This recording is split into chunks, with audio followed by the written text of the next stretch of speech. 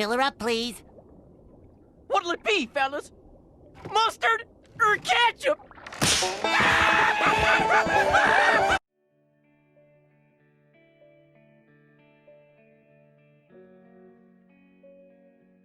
So we open with Hank, who is now an esteemed scientist, and he's on board the ISS, which has now been brought forward a few years. So the ISS in 1995 is how it would look in like 2015. So he's this esteemed scientist on board the ISS, and he's working for the government, which Professor X isn't too happy about.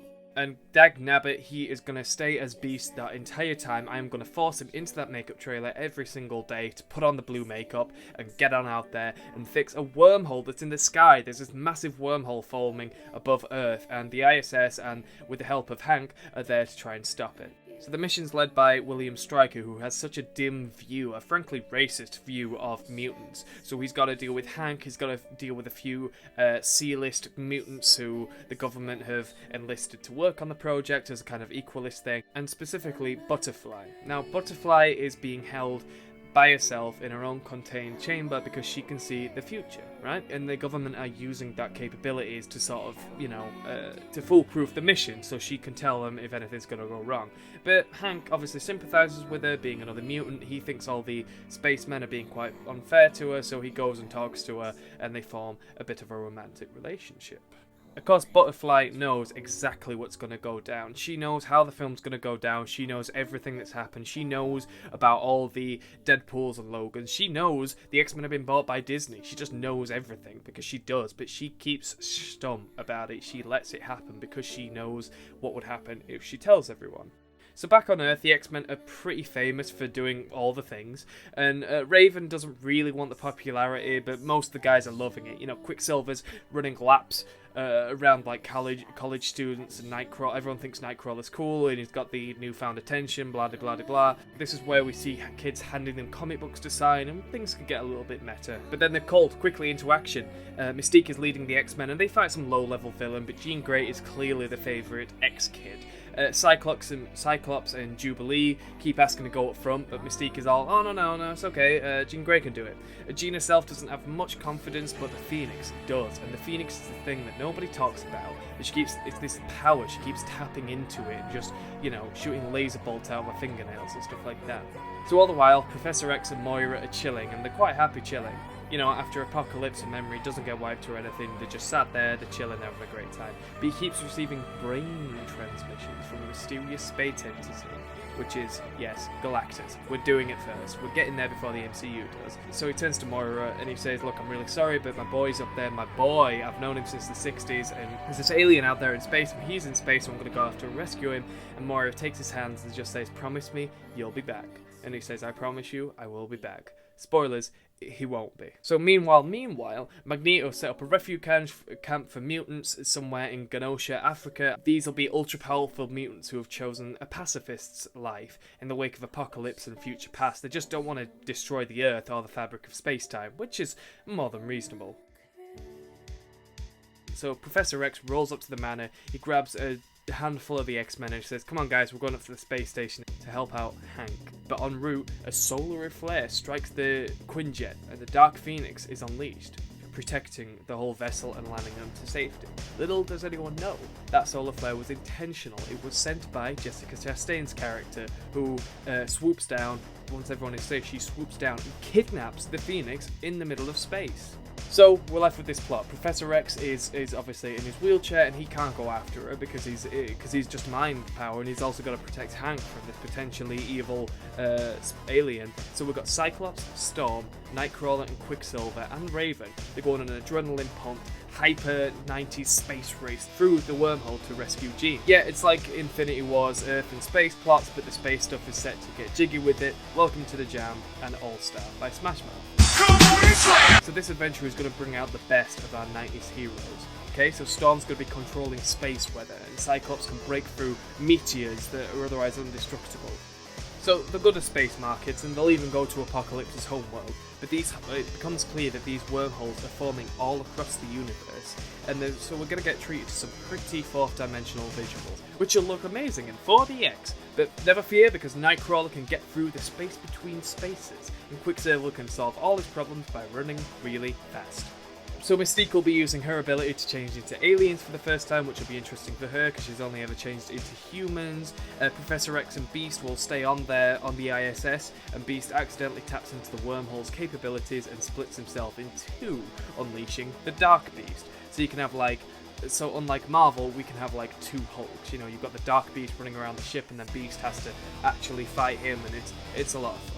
So Xavier is pretty stationary physically, as he's obviously on the ISS, but he's very present in Magneto's head. He's gotten under his skin. He's trying to figure him out and convince him to come help. But while all our heroes are off having a space adventure, who will look after the X-Mansion? Jubilee is going to stay behind with some C-list X-Men, you know, like Squirrel Girl and stuff. And they're going to be trying to look after the manor, but of course no one takes them seriously. You've got Kid Omega, who's going to try and revolt against her, and a character called Maddox is just going to make everything worse. So everyone's egging Jubilee on to unleash her powers, but she just can't conjure them up. But with Professor X and the rest of the X-Men out, the government, they're going to storm the X-Manor, X-Men 2 style, and she's going to unleash her full powers and prove them all wrong. So meanwhile, Jessica Chastain's going to be coaxing the Pheonix throughout all of this, and she's going to be convincing her to reach her full potential. But Jean Grey will keep slipping in and trying to stop her. When the X-Men eventually find her, they battle, and though they kill Chastain's character, the Pheonix breaks free and brings the battle all the way back to Earth. So then you've got Jubilee and the rest of the C-list X-Men defending one side of the globe, while Magneto is using the help of his ragtag group of mutants to defend the other side of the globe. But both parties are untrained. The powers are all over the place. It's an absolute mess. Okay, things that need to happen. Quicksilver's going to be chilling at home. He's going to be watching The Fresh Prince. Jubilee gets a human boyfriend and has to introduce him to all the weird and wacky shenanigans that those darn mutants get up to. They come out of a cinema after watching Jurassic Park and joke that the dinosaurs still look fake. As usual, Magneto is just here to be sad most of the time. He has a heartfelt reunion with Mystique and Quicksilver respectively. More like sad Neo, am I right? Psylocke's going to come back just for kicks, and probably Angel. Why not? The final battle will be a swan song, a highlight of all of our favourite heroes coming back. There'll be an obligatory Wolverine cameo. I'm not sure how we're going to work this in, but we will somehow. Probably in one of the wormhole, timey-wimey bits. And I mean, at this point, chuck Deadpool in. We're literally doing the wormhole space-time breaking. He could just poke his head through and be like, "Oh, guys, what's going on here?" And then, like, Nightcrawler will shut the wormhole and one of them will go, "Who was that?" And he's like, "Nothing we have to worry about." They do have to worry about it. And eventually Beast will cotton on to who Butterfly is and what her powers are. He'll beg her to do something and he'll ask her, he'll say, "Why didn't you stop all the bad things from happening in the first place?" And she'll explain that she exists in many realities and, you know, all the rest of it. She's omnipresent. She understands that this series of events had to happen for the next series of events to happen. He asks her to explain what she means, and she finally drops the clang and gives us the closure we've been waiting for since 2014, and she explains that this timeline is in fact different to the original X-Men timeline. It'll calm all the fanboys down, it'll just iron out all the creases before we say a gentle goodnight to this franchise. It becomes abundantly clear that the Earth's best defenders, the ragtag X-Men, the young students, and then the overpowered Genosha lot, well, they can't stop Dark Phoenix. Only Xavier and Magneto can. Now, Xavier and Magneto have been really held back on this one, but they decide to put aside the differences and finally come together. So it's a really dramatic slow-motion finale where Magneto and Xavier sacrifice themselves for the greater good. They say goodbye to the loved ones in what is essentially like a joint speech to all the X-Men and their families and anyone, you know, and the Stan Lee cameos, you know, and all this is happening while they're flying up and up and up away, and they're doing it like over the comms, over the radios, and everyone's like, "Don't do it, come back, we can find them together, we can regroup and it'll be fine," but they just turn the comms off slowly. Magneto turns to Xavier and says, "Ready, old friend?" And they go off into oblivion together. All this is set to a dramatic orchestral version of Radiohead's Creep.